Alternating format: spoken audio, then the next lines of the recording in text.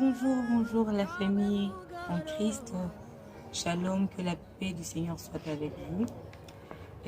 Alors, aujourd'hui, je viens continuer mon histoire que j'avais commencée par rapport à, ce par quoi je suis passée avec le cancer. J'étais en même temps joyeuse, en même temps j'avais la pression de cette maladie qui était rentrée dans mon corps. Et des fois, je voulais juste faire autre chose pour ne pas penser à ça. Mais c'était plus fort que moi. Quelque chose à l'intérieur de moi me rappelait toujours: tu es malade, tu as le cancer.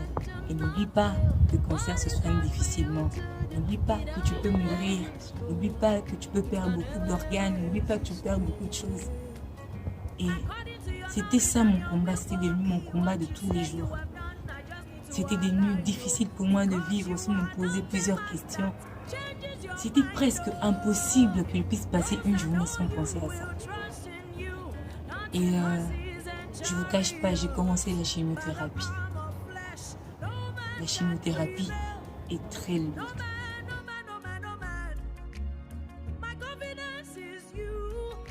Et j'ai commencé le traitement. Mon corps ne pouvait pas tenir. Après chaque traitement, j'étais hospitalisée. J'ai été plus de 20 fois hospitalisée pendant les traitements. Il y en a qui tenaient après les traitements. Ce n'était pas mon cas. Moi, j'étais tout le temps là. Après chaque chimiothérapie, il fallait que je revienne en hospitalisation. Je faisais des semaines d'hospitalisation, des jours d'hospitalisation. À peine je rentrais à la maison, il fallait déjà que je rentre à l'hôpital. Il y avait ce qu'on appelle l'aplasie fébrile. L'aplasie fébrile, c'est lorsque tu attrapes un microbe, parce que la chimiothérapie détruit ton système immunitaire.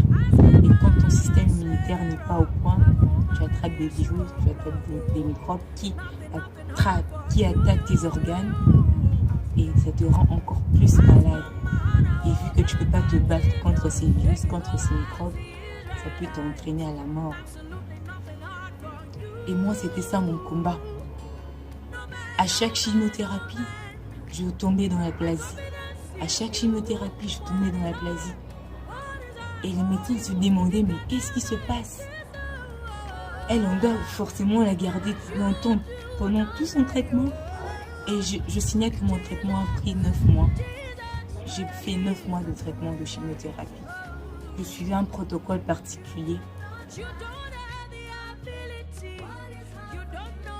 Pendant tous ces traitements, je commençais à avoir tellement mal.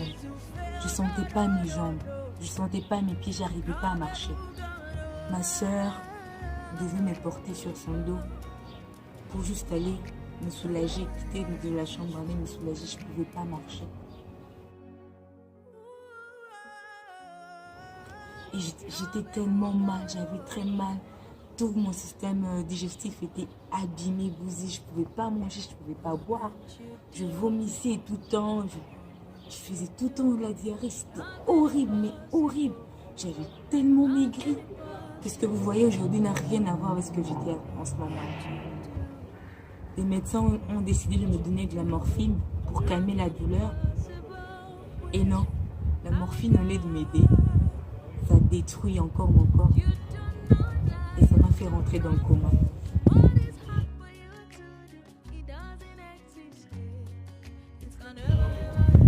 Et dans ce coma, je pouvais voir comment la vie défilait à mes yeux. Je pouvais entendre les gens me parler, mais je ne pouvais pas leur parler.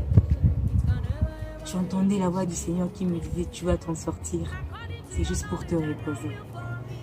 Parce qu'au fait, dans le coma, tu ne ressens pas la douleur.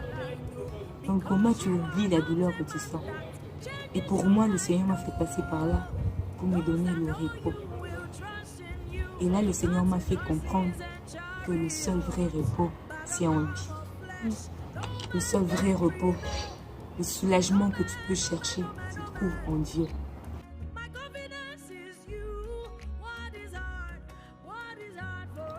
Et la nuit qui a suivi, alors que j'étais en aplasie, les gens n'avaient pas le droit de passer la nuit avec moi dans ma chambre.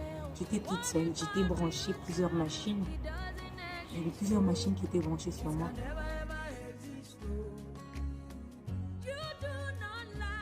Et cette nuit-là, je commençais à perdre le souffle. Je me suis vue en train de me mourir. Je m'explique. C'est comme quand je respire comme ça. On me bouche le nez, on me bouche la bouche. J'arrive plus du tout à respirer. Alors que personne ne m'avait bouché quoi que ce soit. J'avais du mal à respirer. Je faisais tellement d'efforts pour respirer. Et j'étais à ça de mourir. Ce jour-là, une fois de plus, j'ai vu que la vie d'un homme ne tient qu'à un bout de fil. Ne te réjouis pas de ce que tu es aujourd'hui. Ne te réjouis pas de ce que tu peux avoir aujourd'hui. Réjouis-toi parce que ton nom est inscrit dans le livre de vie, dans le livre de la vie éternelle. Ce n'est que pour ça, ce n'est que ça qui peut être la raison de ta joie.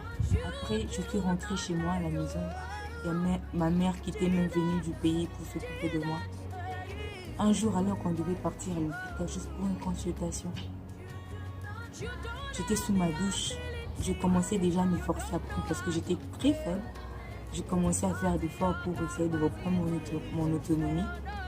Ce jour-là, sous la douche, je suis tombée. J'ai crié, maman, ne m'entendait pas parce que ma voix était tellement faible. Ma voix était très faible, elle ne pouvait pas entendre là où elle était. J'ai dit, Saint-Esprit, aide-moi. J'ai crié un peu plus fort, maman. Maman est venue en courant, elle m'a relevée. On est parti à l'hôpital. Et plus le temps passait, plus je perdais du sang. Je perdais du sang, je devenais de plus en plus faible. Et je perdais du sang. J'avais une hémorragie interne et je perdais du sang. Arrivé à l'hôpital, les médecins ont vu que non. Quand je pars, j'étais essoufflée. Quand je pars, j'allais pas bien. Je ne pouvais même pas me lever. Je ne pouvais même pas parler une minute et rester normale. Et les médecins ont commencé à prendre ma tension.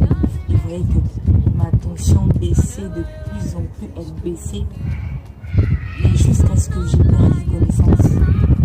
On m'a mis en réanimation. Et là, je voyais comment ma mère, elle priait. Elle ne baissait pas les bras. Les médecins étaient là agités. Qu'est-ce que vous sentez? Comment vous vous sentez? J'arrivais à peine à parler. Et la voix du Seigneur m'a rappelé l'histoire de la femme à la perte de sang. Ça peut paraître anodin, mais en ce moment-là précis, j'ai senti ce que cette femme pouvait sentir. Parce que, au fait, dans le sang, il y a l'oxygène. Quand il n'y a pas de sang, il n'y a pas d'oxygène qui est véhiculé par le sang. Et quand il n'y a pas d'oxygène, il n'y a pas de vie. J'ai compris pendant toute une journée qu'est-ce que c'est que de perdre le sang, qu'est-ce que c'est que de perdre la force et qu'est-ce que c'est que d'être sans force. Je me demande où est-ce que la femme à la perte du sang avait trouvé cette force pour arriver à tenir Jésus. La Bible dit dans le livre de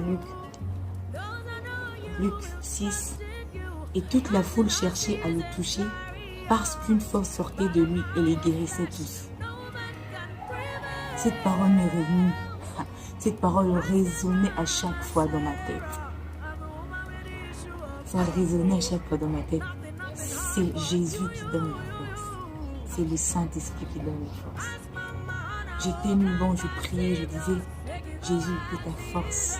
Je veux juste toucher le pan de ta robe pour que ta force revête mon corps. Et Jésus a dit, quelqu'un m'a touché, car j'ai connu qu'une force était sortie de moi. Et Jésus sait quand une force sort de lui. Il sait quand un enfant crie pour que sa force vienne à lui. Il sait. Jésus s'est retourné. Il m'a dit, c'est ta foi qui t'a redonné la force. Et ce même jour, en fin de soirée, au milieu de la nuit, il y a une force qui a embrasé ma vie. Une force qui a revêtu ma vie.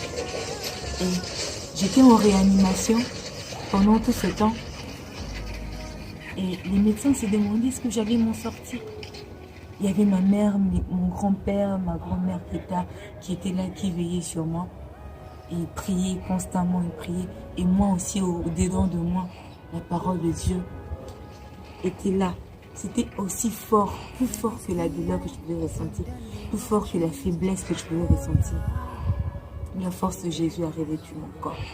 La force de Jésus a redonné la force à mes poumons, à mes organes. J'ai commencé à respirer normalement.